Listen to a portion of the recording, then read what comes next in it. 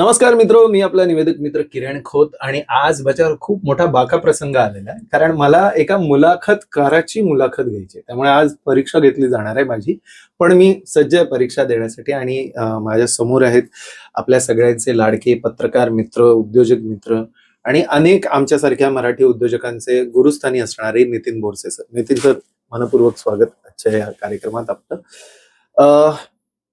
मराठी उद्योजकता दिवस, you have created a history आणि एक बेंचमार्क आता सेट केलेला आहे. आतापर्यंतचे सगळे नेटवर्किंगच्या कार्यक्रमाचे रूल्स तुम्ही ब्रेक केलेले आहे टोटल. येस, आणि ठाण्याचा ढाण्यावाग बिझनेस मधला तुम्हाला जे म्हटलं जातं ते चुकीचं नाही. पहिलं तर मला हे विचारायचं आहे की एवढे मोठे विचार, एवढ्या संकल्पना सुचतात कशा आणि मग काय मेंदूत चाललेलं असतं की आपली जी टीम आहे त्याचं संघटन करून हे सगळं म्हणजे अशक्य नाही वाटत का? आणि मग ते शक्य, तुम्ही तर आतापर्यंत सगळे इव्हेंट सक्सेसफुल केले. व्हॉट इज दॅट रसायन काय आहे ते, म्हणजे विचार करण्याचं रसायन, इकडून आपण सुरुवात. जनरली ना मी नेहमी प्रश्न विचारणाऱ्याच्या भूमिकेत असतो. त्याच्यामुळे असं काहीतरी अचानक आलं. किरण मला म्हणाला की सर असं असं आपण काहीतरी करूया. म्हटलं ओके ठीक आहे करूया. कारण काहीतरी वेगळं करणं याच्यातच तर सृजन लपलेलं असतं ना. बरोबर. तिथूनच तर ऍक्च्युली काहीतरी.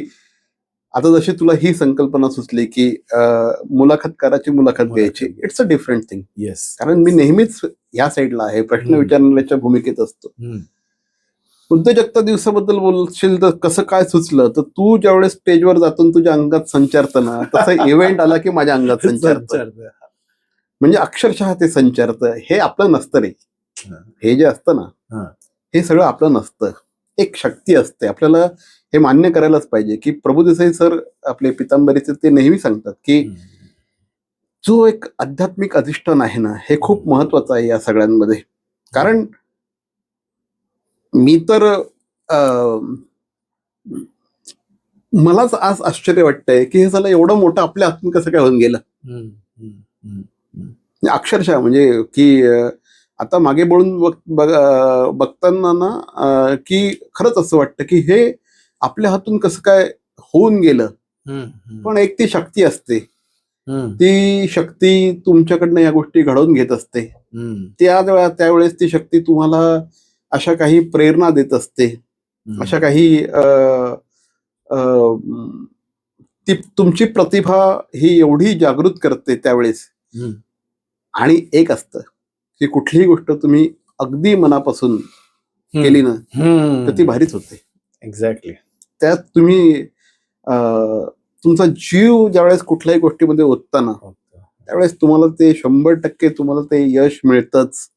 आणि हे अल्टिमेटली काही एकाच नसतं. मला आता परवा पुण्यात गेलो होतो त्यावेळेस सुद्धा त्यांनी सांगितलं की या कार्यक्रमाचे सगळे brain, the brain behind programme.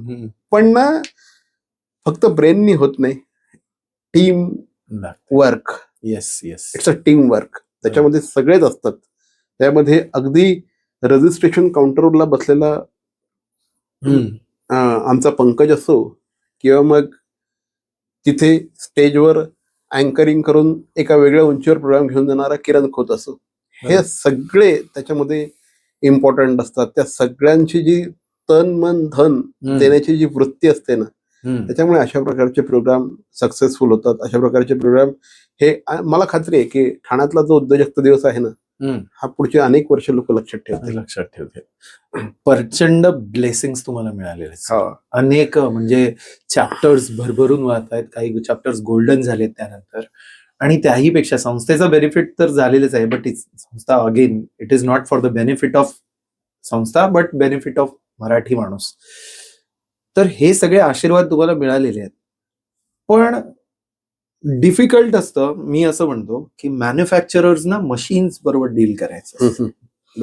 आपण आहे ना जिवंत माणसांसोबत इंटरॅक्शन करतो आणि विच इज व्हेरी रिस्की आणि विच इज म्हणजे मशीन इनपुट दिल्यानंतर आउटपुट काय देणार आहे हे आपल्याला माहिती असतं. पण माणसांना इनपुट दिल्यानंतर ते आउटपुट, तुम्ही तुमच्यात ती क्षमता आहे.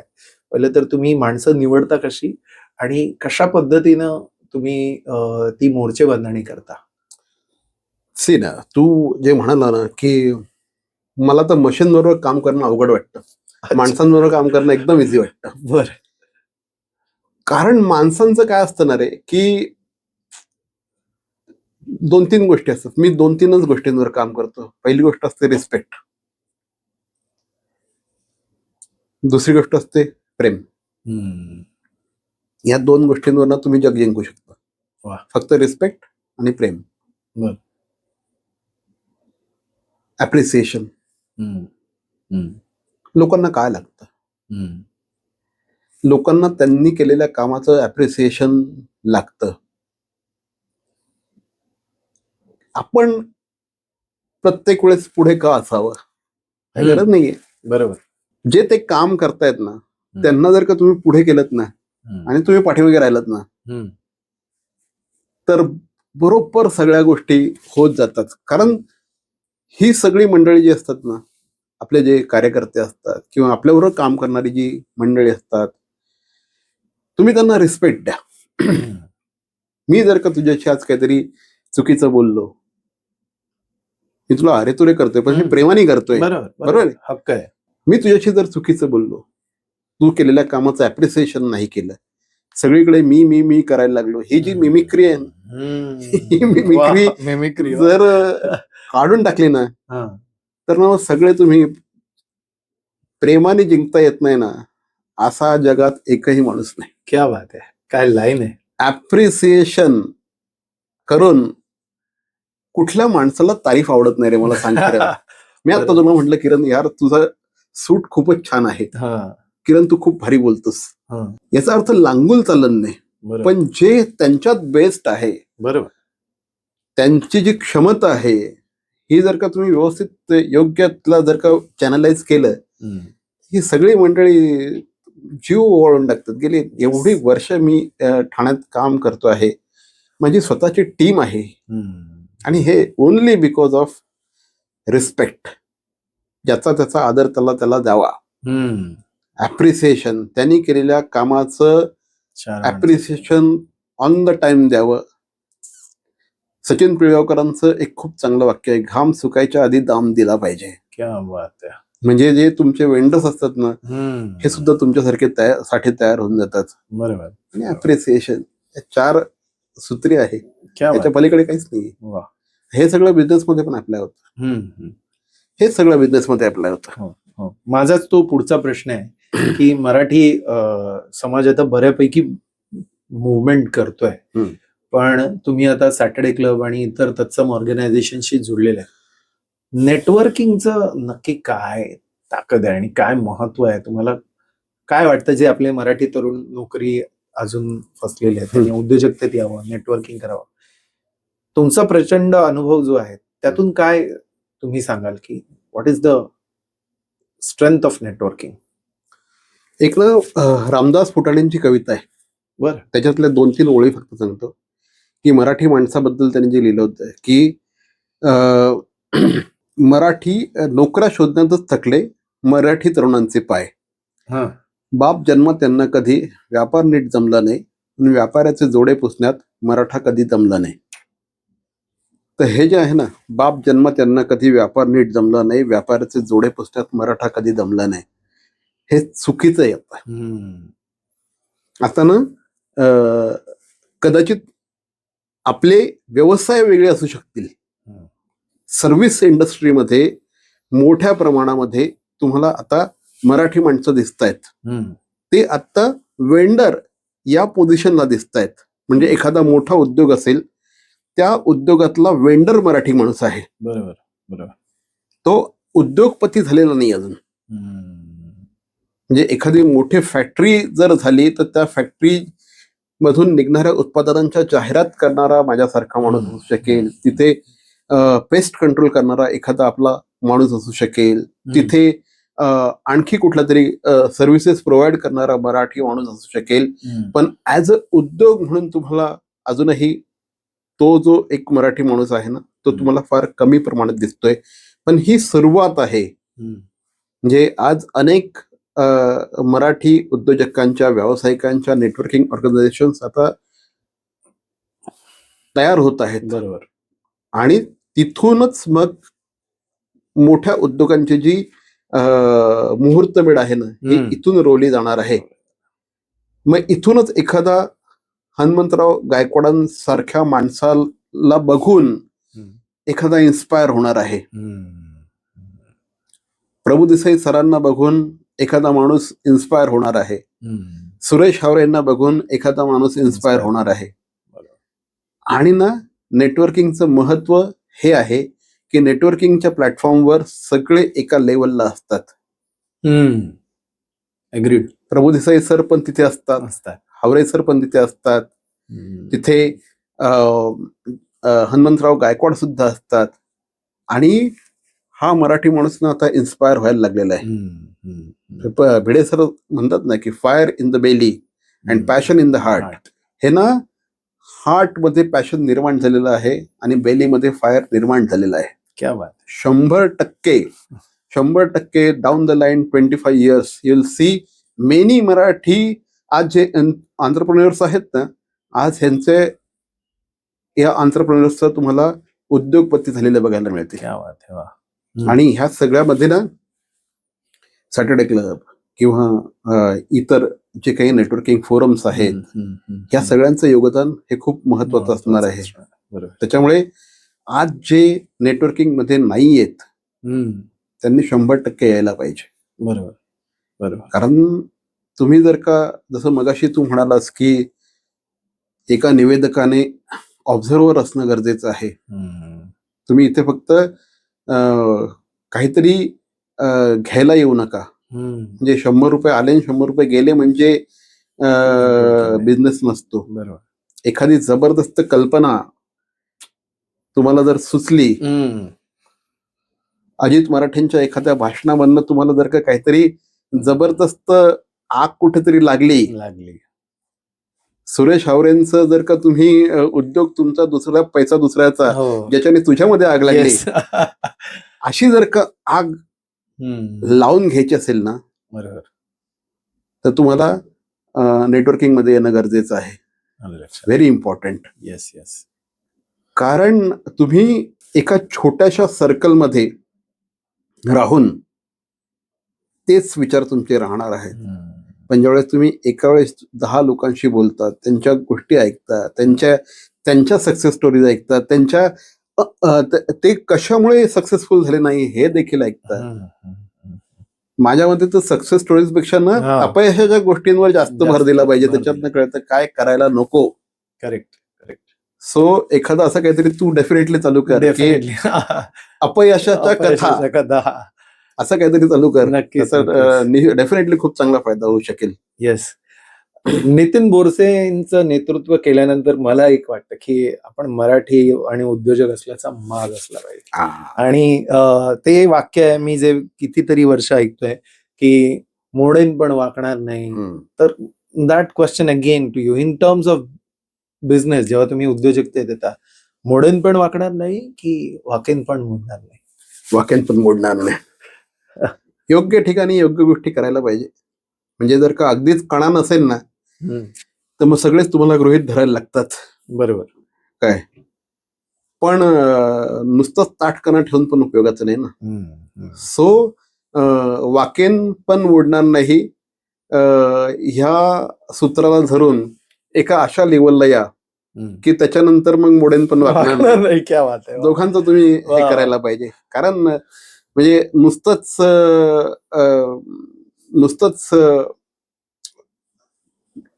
स्वतःची काहीतरी भ्रामक कल्पना घेऊन आणि मग मी हे करणार नाही, मी ते करणार नाही, बॉस नाही. ते एक आमचे आजोबा नेहमी सांगायचे की तीर्थात मुंडन आणि कोर्टात भांडण करायला लादायचं नसतं. ज्या सिच्युएशनला जी गोष्ट लागणार त्या सिच्युएशनला ती गोष्ट करा. म्हणजे याच्यातनं मला एक खूप चांगली गोष्ट आठवते यांची, विवेकानंदांची, की कुठल्या तरी एका मंदिरात, काशी विश्वेश्वराच्याच बहुतेक मंदिरात ते गेले होते आणि तिथे ना चणे टाकायचे आणि मग ते लंगूर जे असायचे तिथले आणि मग ते नाहीतर मग ते अंगावर यायचे. सो ते घाबरले की अरे इथे एवढे लंगूर आहेत, मग मी कसं काय जायचं. मग त्यांना कोणीतरी सांगितलं इथून चणे विकत घेऊन ते टाकत टाकत पुढे जा, मग ते तुझ्या अंगावर येणार नाहीत, मग दर्शन करून परत ये. तर ते ना चणे टाकत टाकत गेले आणि दर्शन घेतलं. पण परत येताना त्यांच्या असं लक्षात आलं की चणे संपलेले आहेत आणि आपल्याला परत जायचंय. आणि तिथे मग त्यांचे गुरु आले आणि त्यांनी सांगितलं की हे चणे टाकून टाकूनच हे एवढे माजलेले आहेत. त्याच्यामुळे एकदा त्यांच्या अंगावर गोरकावून सुद्धा बघा. आणि खरंच त्यांनी तसं केलं आणि सगळे जे लंगूर होते खूप लांब पळून गेले. क्या बात आहे. ओके. सो ते जे दर्शन आहे ना, ते दर्शन घ्यायला जाईपर्यंत आपण वाकेन पण मोडणार नाही आणि दर्शन घेऊन आल्यानंतर मग मोडेन पण वाकणार नाही, असं काहीतरी झालं पाहिजे. खूप समर्पक उदाहरण सर तुम्ही दिलं. आता ही सगळी म्हणजे उद्योजकतेत आलेली जी मंडळी आहेत बरीचशी तुमच्याशी असोसिएटेड आहेत. मोठे मोठे मराठी उद्योजकतेतलेच नाही तर नॉन मराठी ब्रँड सुद्धा. विजिबिलिटी, जाहिरात तो तर तुमचा व्यवसायच आहे. मराठी माणूस किंवा आपण जेव्हा नवीन उद्योग फर्स्ट जनरेशन ऑन्टरप्रेन्योर त्यांना असं ऍडव्हर्टायझिंग म्हणजे असं हेवी, पुन्हा बिग बजेट वगैरे असं सगळं वाटतं. तर जाहिरात म्हणजे ते त्यांच्या बॅलन्स शीट मध्ये खर्चात कुठे लिहिलेलंच नसतं की मला एक्सपेन्सेस एवढे करायचे आहेत किंवा एवढं टाकलं तर एवढं मिळणार आहे. काय रोल असतो म्हणजे जाहिरातीचा व्यवसायात आणि तो किती टक्के असावा, तुम्हाला काय वाटतं? मी ना खूप सारे उद्योग म्हणजे गेले जवळपास 15 वर्ष या क्षेत्रात काम करतोय. खूप सारे उद्योग बघितले, खूप सारे व्यवसाय बघितलेले आहेत. आणि ऍडव्हर्टायझिंग नको तो सगळ्यात शेवटचा ऑप्शन. म्हणजे सगळ्यात शेवटी मी अनेकदा बघितलेलं आहे की खूप छान ऑफिस करतात, खूप छान दुकान करतात, खूप छान आतमध्ये इंटिरियर असतं, इक्विपमेंट्स खूप छान छान असतात. पण हे सगळं ज्यावेळेस असतं ना त्यावेळेस एक मार्केटिंगचं बजेट ठेवायचं असतं, हेच माहिती नसतं. आणि मग ना काय होतं माहिती का की तुम्ही आतमध्ये सगळं छान केलेलं आहे पण ग्राहक ना बाहेर आहे. तुमच्या त्या 250, 300, 400, 500, 1000 स्क्वेअर फीटच्या शॉपमध्ये, दुकानामध्ये, ऑफिसमध्ये ग्राहक नाहीये. ग्राहक बाहेर आहे. तुम्ही जे काही तयार केलेलं आहे ना हे लोकांना तुम्ही लोकांपर्यंत पोहोचवलं पाहिजे. यालाच तर मार्केटिंग म्हणतात ना. तुम्ही आतमध्ये खूप छान सगळं काही बनवलं आणि जर तुम्ही जाहिरातीच नाही केल्या, मार्केटिंगच नाही केलं तर मग ते पोचणार कसं? आम्ही असं म्हणत नाही की हाच एक रोल असतो. ऍडव्हर्टायझिंग म्हणा, मार्केटिंगचाच एक सक्सेस होण्यामध्ये रोल असतो असं नसतं. पण ज्यावेळेस तुम्ही मार्केटिंग करता, जाहिराती करता त्यावेळेस ना तुम्हाला अदरवाईज सक्सेसफुल होण्यासाठी जर का 5 वर्ष लागणार असतील ना तर चांगल्या प्रकारचं कन्सेप्ट वापरून तुम्ही ज्यावेळेस मार्केटिंग करता, ऍडव्हर्टायझिंग करता, ब्रँडिंग करता, पोझिशनिंग करता त्यावेळेस ना तुमचा सक्सेसफुल होण्याचा जो 5 वर्षाचा कालावधी आहे ना हा 1 वर्षापर्यंत खालती येऊ शकतो. त्यामुळे अगदी प्रत्येकाने त्यासाठी बजेट हे ठेवलंच पाहिजे. पण आम्ही बघतो ना आमचे खूप सारे मित्र आहेत ज्यांचे मार्केटमध्ये दुकानं आहेत, मोठमोठे प्रोजेक्ट करतात. ते दुकान चालू होणार असतं 2 महिन्याने, 3 महिन्याने, पण ते आधीच भला मोठा बोर्ड लावून टाकतात कमिंग सून. आधीच त्यांचं सोशल मीडियावर चालू झालेलं असतं, त्यांचं न्यूजपेपर्स मध्ये अशाच ऍडव्हर्टाइजमेंट चालू झाले असतात, कमिंग सून कमिंग सून. तर बघ ना हा एपिसोड आज आपण शूट करणार पण नव्हतो किंवा माहिती नव्हतं, पण माझी पोस्ट आधीच गेली की एका मुलाखत करायची, मुलाखत लवकरच. आल्या आल्या तू मला विचारलं ना की सर तुमची पोस्ट बघितली, व्हॉट इज दिस? हेच तर आहे ना, हे माझं ब्रँडिंग आहे. हे माझी ऍड. एक सपोज मी 10,000 लोकांपर्यंत ते जर का आज पाठवलं असेल तर त्यातले 500 लोकांना त्याच्याबद्दल माझ्याबद्दल क्युरिओसिटी तयार झाली असेल ना, हा काय बोलणार आहे. 500 लोकांपर्यंत, 10,000 लोकांपर्यंत आज माझं नाव तर डेफिनेटली पोहोचलं. मी काहीतरी अशा प्रकारचं वेगळं काहीतरी करणार आहे हे तर पोहोचलं ना. See advertising is all about reminding people. Okay. आता आज निरमा, सर्फ एक्सेल किंवा हिंदुस्तान लिव्हरची एवढी प्रोडक्ट यांना खरंच गरज आहे का? का करतात? पितांबरी सर, उद्योजकतेच्या दिवसाच्या जाहिराती ज्यावेळेस चालू होत्या सगळ्या, भडीमार केला होता मी, अक्षरशः भडीमार केला होता. वर्तमानपत्रांमध्ये, सोशल मीडियामध्ये, टीव्हीवर, आउटडोअर सगळं केलं होतं. याचं महत्व ना रवी सरांना म्हणजे प्रभू देसाई सरांना बरोबर कळलं. मला सकाळी सकाळी फोन आला, अरे काय जाहिराती केल्यास तू भारी एकदम म्हणे. मी खुश झालो म्हणे. हे त्यांना समजतं आणि म्हणून आज ते 500 कोटीवर आहेत. बरोबर. हे ज्या दिवशी आपल्या सगळ्यांना समजेल ना, नाही तुम्ही तुमचं जवळ, we will respect your budget. Okay. We will respect your budget. आणि नाही, इथे प्रत्येकाच्या बजेटला सूट होणारं खूप चांगलं चांगलं काही ना काही असतं. बरोबर.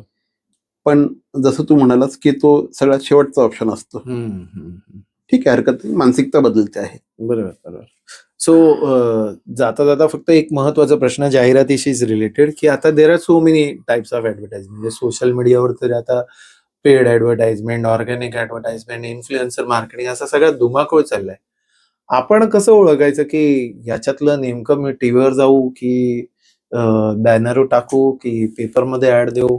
अशा वेळी तुम्ही काय सजेस्ट कराल मराठी? सी, हा ना अतिशय वेग अशा प्रकारचा प्रश्न आहे. सी, प्रत्येक कॅम्पेन हे इंडिव्हिज्युअल कॅम्पेन असतं. ते त्या व्यवसायाची काय गरज आहे त्याच्यानुसार ठरत असतं. आता सपोज आता से पितांबरी अख्ख्या देशात अवेलेबल आहे. त्याच्यामुळे त्यांचं कॅम्पेन हे वेगळंच कॅम्पेन असणार. त्यांना टीव्ही शिवाय त्यांना पर्यायच नाहीये. एखादं जर का एखादं क्लिनिक असेल, सपोज आता आम्ही संतती IVF साठी करतो, त्यांच्या 10 ब्रँचेस आहेत महाराष्ट्रभरामध्ये. सो आम्ही फक्त वर्तमानपत्र करायला गेलो तर आमचं बजेट हे असं काय हाय होऊन जाईल. सो आम्ही तिथे टेलिव्हिजनच जास्त करून ऑप्ट करत असतो. पण एखाद्या माणसात आता आम्ही एक नवीन ब्रँड लॉन्च करतो आहोत समर्थ स्वीट्स नावाने. तर समर्थ स्वीट्स हा फक्त नौपाड्यातल्या एका ठिकाणी आहे. ओके, आराधना टॉकीजच्या बरोबर समोर आहे. सो मग समर्थ स्वीट्सला त्याच्या अवतीभोवतीच्या 3-4 किलोमीटर मध्येच आम्ही आउटडोअर देतो आहोत, प्रिंट देतो आहोत. तुमचं कॅम्पेन हे तुमच्या व्यवसायाच्या स्वरूपाच्या अनुषंगाने, व्याप्तीच्या अनुषंगाने ठरत असतं. त्यामुळे प्रत्येक कॅम्पेन जे असतं हे व्यवसायानुसार बदलत असतं. असं मी सांगू शकत नाही की जी गोष्ट किरण खोतसाठी एकदम परफेक्ट झाली ना ती नितीन बोरसेसाठी परफेक्ट असेलच अशातला भाग नाही. त्यामुळे एखादा डॉक्टर ज्या पद्धतीने पेशंटला तपासून नंतर मग त्याला नेमका कुठला उपचार परफेक्ट असेल हे ठरवतो, त्या पद्धतीने एखाद्या व्यवसायासाठी एक्झॅक्टली काय आहे हे त्या व्यवसायाचं संपूर्ण स्वरूप, त्या व्यवसायाचा ROI, त्याची तिकीट साईज काय आहे. सपोज एखादा व्यवसाय अगदीच प्रत्येक पेशंटकडनं किंवा प्रत्येक कस्टमरकडनं ते फक्त 100 रुपये, 200 रुपये, 300 रुपये घेत असतील आणि त्यांना जर का मी 5 लाखाचं पॅकेज दिलं तर ते त्यांच्यासाठी कदाचित ROI न काढणारा असेल. पण एखादा क्लायंट असतो त्याचं तिकीट साईज ही 2 लाख 3 लाख रुपये असते. अशा वेळेस मग त्यांच्यासाठी खूप मोठ्या प्रमाणामध्ये आपल्याला एरिया निवडावा लागतो आणि मग तिथे बजेट पण मोठं असू शकतं, कारण ROI निघायचे चान्सेस हे खूप मोठ्या प्रमाणात वाढून जातात.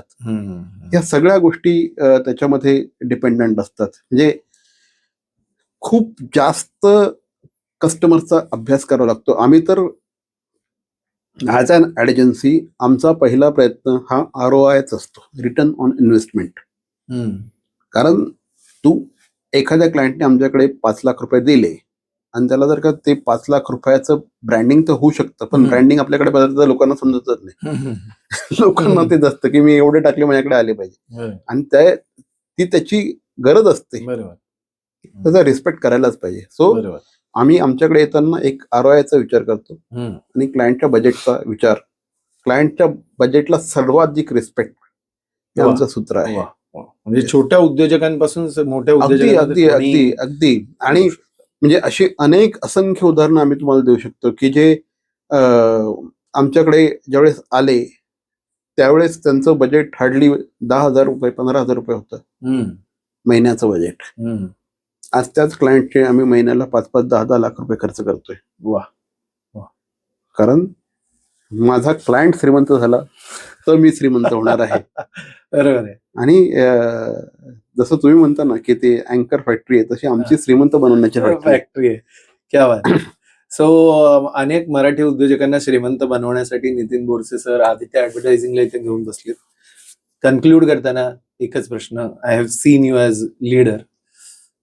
इथून विचार करायचा की इथून? नाही, तुम्ही विचार ना इथून करा, पण इम्प्लिमेंटेशन इथून करा. इथून करा. बरोबर. तुम्ही हार्टलेस असून नाही चालत, हा. लगेच समजून जातं. अच्छा. तुम्ही ना असं अजिबात नसतं की इमोशनल असणं हे, बऱ्याचदा लोक म्हणतात की इमोशनल असणं हा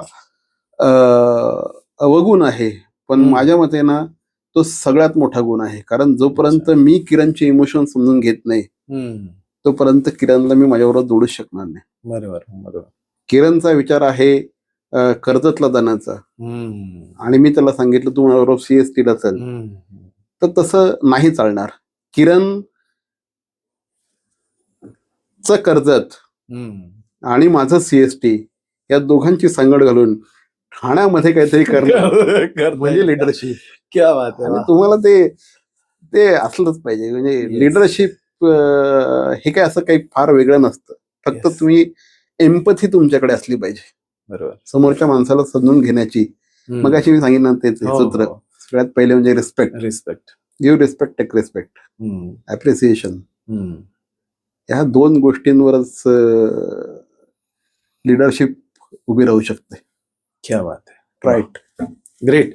सो हे होते नितीन बोरसे. आता ते म्हणजे समुद्राला एका एवढ्या वेळेत बांधणं कठीण असतं. मुलाखत करायची, ही मुलाखत घेताना मला खूप आनंद झाला. पण नितीन बोरसे असं तुम्हाला व्हिडिओच्या माध्यमातून तितकेसे नाही कळणार. Wien you will be in touch with him, organisations like Saturday club you should be part of, आणि तिथे तुम्हाला ही सगळी हिरं माणकं वगैरे ही सगळी भेटतात. आणि पुस्तकातल्या अभ्यासापेक्षा ही जी मंडळी शिकवतात तेच खरं शिक्षण असतं असं मी म्हणेन. जास्तीत जास्त उद्योजकांनी, जास्तीत जास्त मराठी लोकांनी उद्योजकतेत या, आणि जे उद्योजकतेत आले त्यांनी आपल्या व्यवसायाची जबरदस्त अशी जाहिरात करा, असं म्हणून मी नितीन सर आपले मनपूर्वक आभार मानतो. थँक्यू. आणि सगळ्या मराठी तरुणांना शुभेच्छा देतो त्यांच्या उद्योजकीय प्रवासासाठी. जाहिरात करत राहा.